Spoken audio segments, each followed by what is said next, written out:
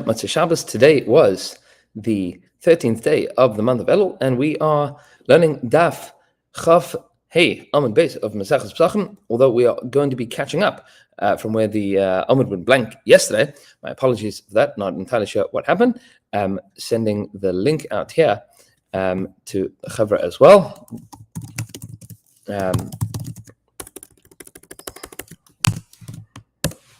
So people will be able to follow along. We are in the middle, just catching up, the middle of Chaf Hey Amud Aleph. The Gemara about probably 15 lines from the bottom. The end of the line, Amar Rabbi Yaakov, Amar Rabbi Yochanan. It says Rabbi Yaakov, in the name of Rabbi Yochanan, B'kol Mizrapim. You can heal yourself with anything in the world. Anything is good to be used for healing. Meaning it's mutter to use whatever you want. Chutz me'atzei ashera. Aside from the branches from the wood of an Asherah tree. An Asherah tree, of course, is Avodah Zarah. Says the Gemara, what exactly is this situation? If this is talking about a situation where a person is in a life-threatening situation, why would I not be allowed to use an Asherah tree? If there's no danger, meaning it's not a life-threatening situation, then I can't do any other Isser. I wouldn't be, if it's not a life-threatening situation, who says that I can do another Isser? Says the Gemara, no. We are talking about a life-threatening situation. And even in a life-threatening situation, you are not allowed to use an Asherah tree in order to heal yourself. The Tanya, as we have a brisa, Rabbi Eliezer tells us, Im nema b'chol nafshecha. The pasuk in Shema tells us, you should love Hashem, your God, with all your heart, all your soul, and all of your might, your money, your strength. Says the Gemara, quoting from the brisa of Rabbi Eliezer, if it tells you that you should love Hashem with all of your soul, why does it also have to tell you with all of your might, with all of your money, with all of your assets? And if the pasuk only said b'chol me'odecha, so why then does the Torah have to tell you with all of your soul? The Torah is addressing different people. Says the Torah, sometimes you have people whose body, their physical body, is much more valuable to them than their money. Therefore, the Torah tells you that even if the most important thing in the world to you is your body, so then you should be willing to give that up for HaKadosh Baruch Hu. And sometimes you have people that care much more about their money than they do about their own health and well-being. So for that person, the Torah is telling you, even though that is the most important thing for that person. Therefore, the Torah has to tell you what exactly is this limud. So Rashi says at the very bottom of the Amud, so the diets, just say whichever one is the most beloved in general. It says Mufarish, and what the Gemara is explaining, sometimes for some people this is more important, for some people that's more important, or more beloved, more dear. What's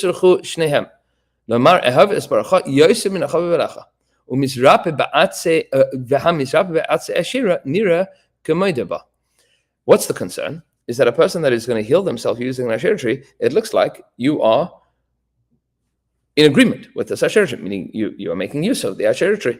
And if you make use of the Asherah tree, then that would be an Isra of Avodah Zarah.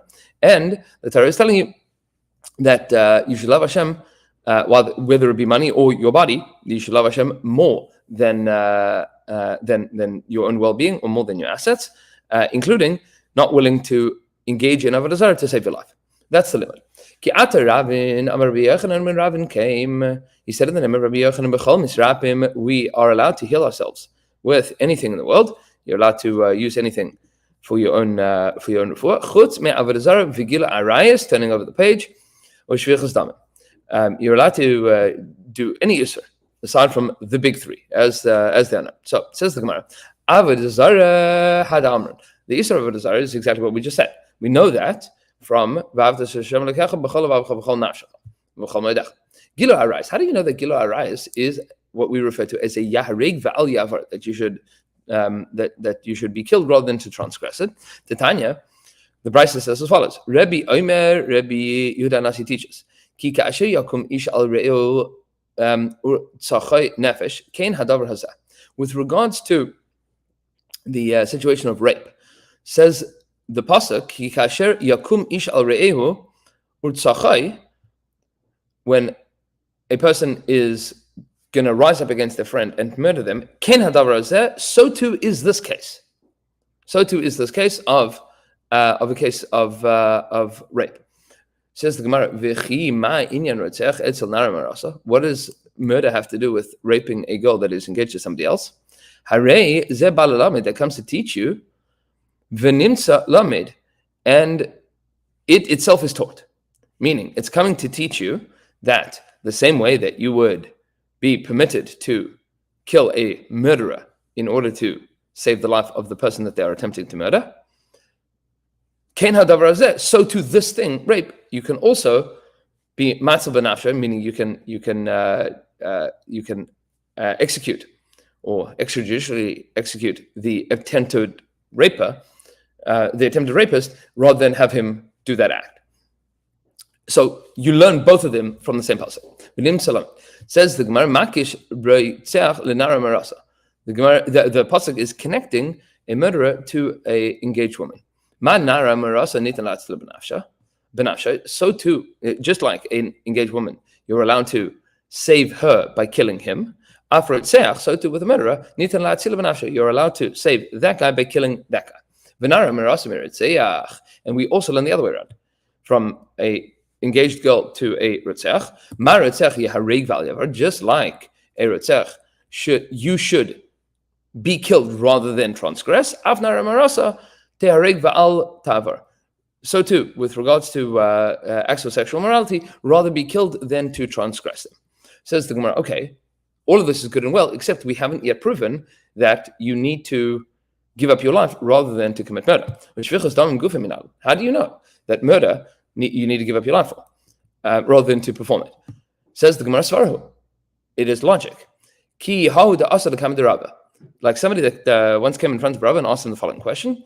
Amalei, he said to him, Mari Durai, that's the pirates, right? The person that is in charge of the place that I live, that's Durai. Marli said to me, Zil kadli leplan, go and kill so-and-so. V'ilai, and if not, kadlina lach, I am going to kill you. Amalei, Rabbi says back to this guy, Likatluch v'loi tiktal, you should be killed rather than kill. What's the svara? My chaz is the dama didach sumak tfei. Who says that your blood is redder than his? Dilma, dama dahu gavra sumak tfei. Maybe his blood is redder than yours. Meaning, who says that you should kill him in order to save your own life? Who says that your life is more valuable? The way that Rabbi phrases this, and we'll see this in Rashi in a moment, seems to indicate that it's a question. Meaning, who knows? Maybe it is possible, theoretically, to say that somebody's life is more valuable than another, but since we don't know, you cannot act in such a way. And Rashi questions this and deals with this in the Dibra Machaz Didach Sumak. So Rashi, Kaloma Klum Batat Lishal Al Kach Ela Mivnei Sha'atu Yodeh She'ein Mitzvah Amedes B'fnei Pikuach Nefesh. The reason that you came and you asked me this is because you know that you're allowed to violate any Isser in order to save a life. And you are arguing that you should be allowed to commit murder in order to save your life. And this is not like all the other averos in the Torah. Because either which way, somebody's going to die. Meaning, in the total scheme of things, somebody is going to be killed. Somebody's going to die as a result of this system, either which way. And the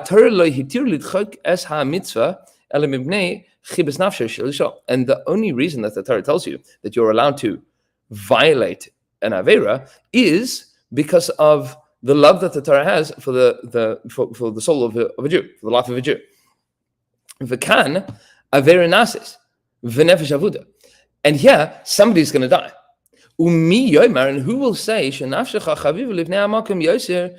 And who says that your life is more chaviv than that person's life? Meaning that life is more chaviv, is more beloved than all the other mitzvahs in the Torah. Yes, but who says that your life is more chaviv than his life? It says maybe his life is more valuable than yours. V'nimsa avera nasis v'nefesh avuda. And it comes out that you'll both have done an avera and a nefesh would be lost. Theoretically, what Rashi seems to be saying here, this pshat in the Gemara is that if a Navi would come along and say, yeah, your life is more valuable than his life, you would know that that is objectively true. Maybe we could even make that argument. Meaning, what the Gemara is not saying is that everybody's life is equal. What the Gemara is saying is that you don't know whose life is more important, which is fundamentally, philosophically, a different argument. Says the Gemara, Mar Rav Ashi found Ravina Deshaifle Lebarte, who was using an ointment made out of for his daughter, Guharke de Orla, made out of some kind of unripe orla. Rashi says boiser zesim, these the young olives, ktanim mishum refuah, and he turned it into like some kind of refuah, some kind of ointment, and they were orla. These are orla olives, which should be also bahana. Amalei. So Marva Rashi says to Ravina, Emor da Amar Rabbanan. The Rabbanan said, "B'shasa sakana," when there's a life-threatening situation, "Shaloi b'shasa sakana mi amar." You're allowed to violate an isur in a life-threatening situation, but this is not a life-threatening situation. Who told you that you are allowed to use this? To use these orla olives for an ointment for your daughter? It's not life-threatening. Says Amalei. He says to him, "Hi, Ishta Tzimir Tanami." No, this is it's not just an ointment. She has a fever. She has a fever. Rashi says here, what exactly is this? Ishta Tzimirta is a choli shikarin milui. Tzimirta is a chum. Kamoi the tzamra tzimuri b'kama. It's a fever. The lashon of Ishta Tzimirta, she has a fever, and a fever is kishasa kanadamya. That's considered to be as if it is a life-threatening situation, meaning what it means is that it could be. And we pass on halacha l'maisa that a safek pikuach nefesh is also treated as a pikuach nefesh, and this is something that could lead to much more significant life-threatening situations. Ikdamri, and there are those that argue the opposite. Amar Lei says to him, Midi derech hana ka avedna. Flip side of the argument is maybe he made the argument, derech hana ka avedna. Is this what Ravina said back to Marva Rashi? Is I'm not using this in a normal way, meaning it's not derech hanasa. So there are two arguments: either that it's actually pikuach nefesh, or that this is not derech hana. So Itmar, and now we are going to analyze this. Hana haba la'adam bal karcha. What happens if a person has a hana that comes to him against his will? What exactly would a hana be that happens to a person against his will? For example, you are walking through a marketplace and somebody's burning incense for Avodah Zarah. So that is a hana from Avodah Zarah that is nisarna. You can't get benefit from smelling that incense. But it happened bal karcha. You don't have a choice. You already, it's in your nose. Abaye Amar Abaye says mutaris. It's mutar, meaning you don't have to block your nose and run away. It's mutar. Yeah, you're there. V'Rava Amar Rava says asura. No, it's forbidden. Block your nose, run away. Says the Gemara efshar. This is in a case where it is possible to block your nose and run away. Vika mechavin, and you are intending to enjoy it. Lo efshar, but if it's impossible, there's no way of getting away from whatever that issur is. Vika mechavin, and he's intending to do benefit. Kule alma pligi da'asa, meaning if you are mechavin to get benefit from it, everybody agrees that this would be asa. If you didn't, if there's no way of getting out of it, and you didn't you don't have any intention to get benefit from it, everybody agrees that it's mutter. So, just to summarize this, Abaye says it's mutter, Rava says it's also. So the Gemara analyzes here. In a case of efshar v'kamekavin, if a person it's possible to get away, and you want to derive benefit from it, everybody agrees that it is going to be also. Lo efshar, what if it's impossible to get away? V'kamekavin, and you are getting benefit from it. Everybody's going to agree that v'kamekavin, everybody's going to agree that it's also. If it's lo efshar lo mechavin, What if it's not possible to get away and you don't have intention? That is where everybody's going to agree that it is mutter. So where is the singular argument here? According to this list of the Gemara, in a case of if it is in a case of efshar v'loicha mechaben, says the Gemara, kipligi. Where is the argument here? The efshar, in a case where you could get away, v'lo mechaben, but you don't care for the smell, meaning you don't want to derive any benefit from it. Valibed Rabbi Yehuda, and this is in accordance with the opinion of Rabbi Yehuda, the Amar, who holds davar she'ein miskavin aser, that it is still forbidden even if you don't intend to get any benefit from it. Meaning you smell it, you are deriving benefit from it, even though you didn't intend. You're not intending to, but you are deriving some benefit from it, and therefore it is aser. That's in accordance with the Rabbi Yehuda's opinion. Everybody's going to agree that it is aser according to the way that Rabbi Yehuda learns it. Ki pligi, what is the argument? Aliv the Rabbi Shimon is in accordance with the opinion of Rabbi Shimon, the Amar davar she'ein miskavin mutter, who holds that if you don't intend to do something, an act without intention is fundamentally mutter. Says the Gemara, Abaye Rabbi Shimon. Abaye holds like Rabbi Shimon. V'Rava Amar, straight up like Rabbi Shimon, that you, since you didn't have any intention to derive benefit from it, it doesn't make a difference. Meaning it's not also. V'Rava Amar Rava says, qualifying Rabbi Shimon, Ad kan loika Ad kan loika Amar Rabbi Shimon ela heicha delay efshar. Up until now, we only know that Rabbi Shimon holds in a case of heicha delay efshar when it's not possible to get away. Aval heicha delay efshar, but what if I could get away? Maybe Rabbi Shimon would tell me that even though I showed up there and I didn't have intention, but I can get away. I'm not allowed to stick around there. Meaning he's only going to say that a davar shalom mischaven that I didn't have intention for is only going to be mutter in a case where I'm forced into that situation. It happened without me intending to, and it happened against my will. So ikata amri, there are those that argue no. Efshar v'loy mechaven, that the question of efshar v'loy mechaven hainu plugsai Rabbi Yehuda Rabbi Shimon, that the argument, that the situation of where you could get away and you didn't intend to derive benefit, that is the machlokas. It's not the machlokas of Abaye and Rava. That's the machlokas of Rabbi Yehuda and Rabbi Shimon. Loy efshar v'loy kamikaven, in a case of loy efshar and loy kamikaven, it was impossible to get away and you didn't have intention to derive benefit. Kula alma lepligi d'shar. Everybody will agree there that it's going to be mutter. Ki pligi, where is the argument? The loy efshar v'kamikaven. It's the opposite. Is in a situation where you cannot get away, but you do plan to derive benefit. Meaning, you arrived somewhere, you didn't plan on being there, but you cannot get away, and now I'm here, so I might as well enjoy it. And according to the view of Rabbi Shimon, the azal basar kavana, that holds that everything relies on kavana, everybody would agree in such a situation that it's aser. Meaning, who cares whether you can get away or not? If you are deriving benefit, intentionally deriving benefit by I'm enjoying it, that would make it awesome. Keep pligi, what is the argument according to this way of understanding this? So yeah, aliba Rabbi Yehuda. The argument now is according to the opinion of Rabbi Yehuda. The Amar Rabbi Yehuda says, your intention is irrelevant. Efshar aser. If you can get away, whether or not you're deriving benefit intentionally or not, if you can get away, you need to get away. Abaye Rabbi Yehuda. And Abaye holds like Rabbi Yehuda. Since Rabbi Yehuda holds that intention has no role here in this whole situation, it only depends on whether or not you can get away from the situation. In a situation where you could not get away, even if you intended to derive benefit, Abaye would tell you that it would be mutter, according to Rabbi Yehuda. V'Rava, and according to Rava, Amar Lacha Rava would say to you, Ad kan lekam Rabbi Yehuda she'ein miskaven ke miskaven. Up until now, Rabbi Yehuda has told you that a situation of ein miskaven, it's not that he doesn't believe that intention has any role here. He absolutely does. He just holds that non-intention is the same as intention.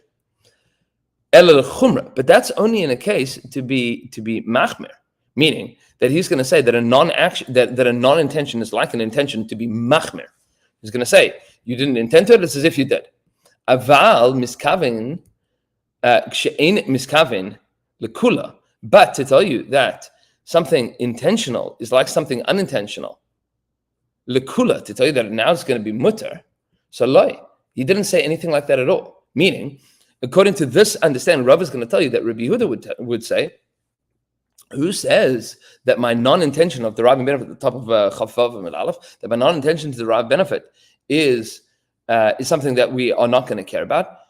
That's only we're not going to be machmer about that. We're not going to be machmer to say, but we're certainly not going to be makel. We're not going to be able to be makel about that. And Be'ezras Baruch we will continue with the sugya. We'll try to put the charts together tomorrow, and everybody should have a beautiful Matzah Shabbos, and we'll please God see everyone tomorrow evening.